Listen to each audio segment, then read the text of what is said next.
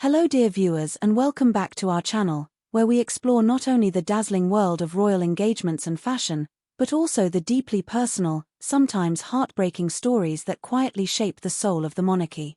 Today, we bring you a story that lingers long after the headlines fade, a story about grief, resilience, and the rarest of roses blooming in the shadow of Buckingham Palace. This is the story of 17-year-old Liz Hatton, the teenage photographer whose memory now lives on in a single, frost-kissed bloom, and of the extraordinary role played by Princess Catherine and Prince William in turning loss into hope. Before we dive into this deeply moving account, please show your support by liking this video and subscribing to our channel. Your engagement truly helps us continue bringing you these stories of the human side of the monarchy. Now, let's begin, because what you're about to hear is so much more than a royal anecdote. It's a testament to compassion that transcends duty, and to the quiet ways the royal family, especially Princess Catherine, continue to touch lives far beyond the palace gates. In the stillness of a windswept English garden, as November's first frost settles in, a single rose blooms, delicate, persistent, and more resilient than anyone could have imagined. This rose, pale as moonlight, is not just a flower. It is a living memorial to Liz Hatton, a young woman whose story captured the nation, and whose quiet courage caught the attention of royalty itself. A tragedy that sparked a movement. Liz Hatton's journey is a story of heartbreak, but also of astonishing strength. Diagnosed at just 16 with desmoplastic small round cell tumor, an exceptionally rare and aggressive form of abdominal cancer, Liz's life was turned upside down in a single hospital visit. For most teenagers, the world is opening up: first loves, exams, dreams of university. For Liz, every day became a battle. Doctors told her family the odds were slim. The treatment options were few. But where others might have retreated, Liz found purpose. She would use her passion for photography to make sense of her world and leave a mark that would outlast her illness. Her mother, Vicky Roana, remembers those first, terrifying days. Liz didn't want to disappear, she told friends. She wanted to capture as much beauty as she could, for as long as she could. With a camera always at her side, Liz created a bucket list of places and people she wanted to photograph: sunrises on the moors, her younger brother Matteo, the rain sparkling on London cobblestones. Even as the chemo made her weak, she found light through her lens. When royals become family. It was this indomitable spirit that first drew the attention of Prince William and Princess Catherine. Quietly, without fanfare or PR, the royal couple sent Liz and her family a message of encouragement. But it didn't stop at words. As Liz's health declined, the Prince and Princess of Wales reached out again, this time with something tangible, something deeply personal: a single, pale rose. The gesture may sound simple, but to the Hatton family, it meant everything. That rose wasn't just a gift, Vicky says. It was a message: you are not alone. Even in the darkest moments, someone is thinking of you. And this wasn't the kind of publicized, performative charity that cynics sometimes accuse the royals of. The visit, the rose, the follow-up letters, they were all done away from the cameras, in the privacy of a home bracing itself for the unthinkable. Princess Catherine herself, then quietly fighting her own battle with cancer, arrived in person to visit the Hattons. Matteo, Liz's younger brother, would later say that the princess walked in and just made us all feel like we were part of something bigger than ourselves. She talked to Mum, hugged me, and sat with Liz as if she'd known her forever. These are the moments the public rarely sees: the shy smiles, the tears not for show but for solidarity. A lasting connection, and a rose that defies winter. As Liz's condition worsened, her connection with the princess deepened. In her final weeks, when pain made even simple pleasures difficult, Catherine's visits became a lifeline. She brought stories from her own childhood, advice about photography, and gentle encouragement to keep pursuing the things Liz loved. She never once made it about herself, said Vicky. Even though she was ill, she came to give, not to be thanked. After Liz's death, the royal couple sent a handwritten letter of condolence, signed simply W&C. It expressed admiration for Liz's courage, sympathy for the family's loss, and a promise to keep her memory alive. But perhaps the most enduring legacy was the pale rose, planted in the family's garden. Every year since, as November turns the grass to silver and the air to ice, that single rose has blossomed. Local gardeners shake their heads in wonder. It's not supposed to survive the frost, says one neighbor. But every year, just as Liz's birthday comes round, there it is again. Like she's sending us a sign. From grief to action, the birth of a new charity. Liz's legacy did not end with her passing. Inspired by her courage and the visibility given to her story by the royal couple, her family launched Capture the World, the UK's first charity dedicated to raising awareness and funding for research into her rare cancer.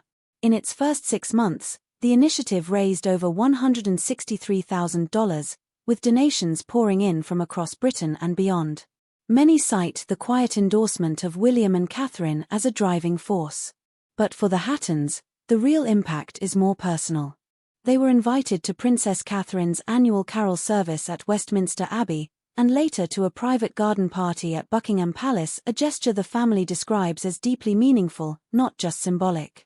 These events gave them the chance to meet other families facing loss, to share their story, and to find a sense of community amidst grief.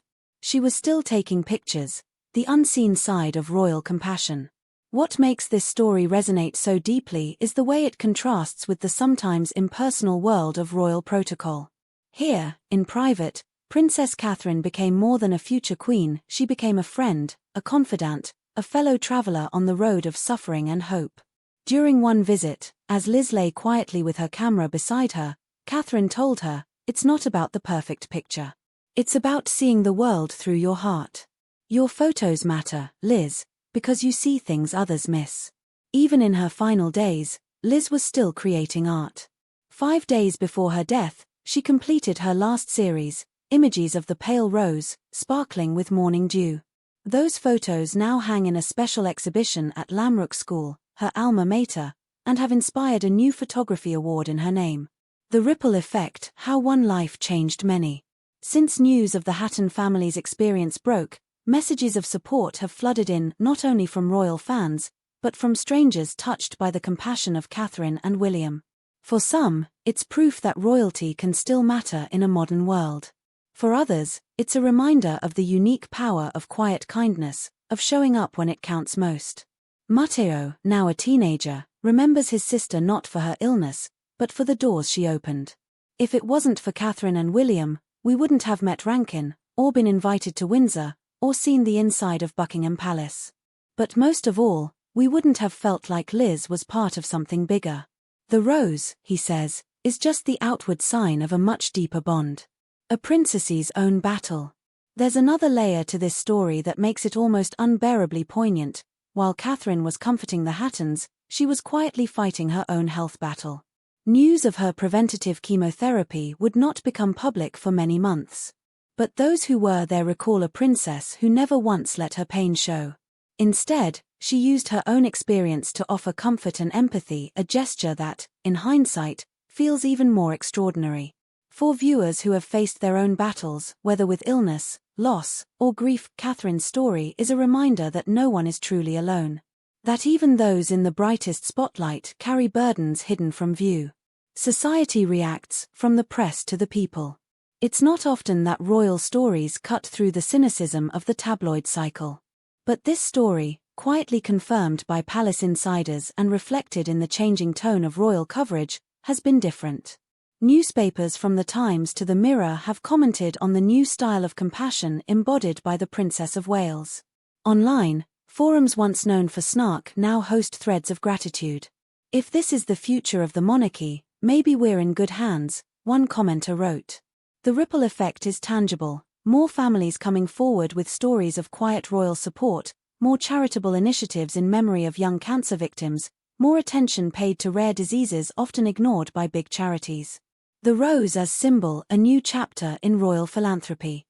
What does it mean, in 2024, for a princess to be remembered not for a tiara or a gala, but for a single act of private kindness? For many, it signals a shift in how the royal family is choosing to define its role. Not only as figureheads at parades or photo ops, but as humans who can step into the darkest moments of ordinary lives and offer hope. The rose that blooms each November in the Hatton's garden has become a pilgrimage spot for local children and cancer survivors. Every year, on the anniversary of Liz's passing, the family invites friends, neighbors, and supporters, sometimes even palace staff, to share stories, plant bulbs, and honor not just Liz's life, but the spirit of empathy she inspired. Would I trade it all? Of course. Vicky, Liz's mother, has often been asked if she finds comfort in the attention her daughter's story has received. Her answer is heartbreakingly honest. Would I choose to have Liz alive, under any circumstances? Yes, in a heartbeat. But if she had to go, it couldn't have been a more loving, dignified end. And at the heart of that was the compassion of a princess who, even while facing her own challenges, made us feel seen. The future, what this means for the monarchy. In a time when the monarchy faces its greatest challenges in a generation, health scares, public criticism, shifting expectations, it is these private stories that may determine its future. Princess Catherine, by reaching out to Liz and her family, has shown what it means to lead not just with duty, but with heart. As William and Catherine continue to redefine what it means to be royal parents, advocates, and humans, the story of Liz's Rose offers a glimpse of hope not just for one family, but for a nation searching for connection in a divided age. So, the next time you see a single pale rose blooming in the wrong season, remember, behind the headlines, there are stories that never fade. And behind the palace walls, there are acts of kindness that bloom again, year after year. Thank you for staying with us for this longer, more intimate journey into the lives behind the royal curtain. Please share your thoughts, stories of kindness, or reflections below.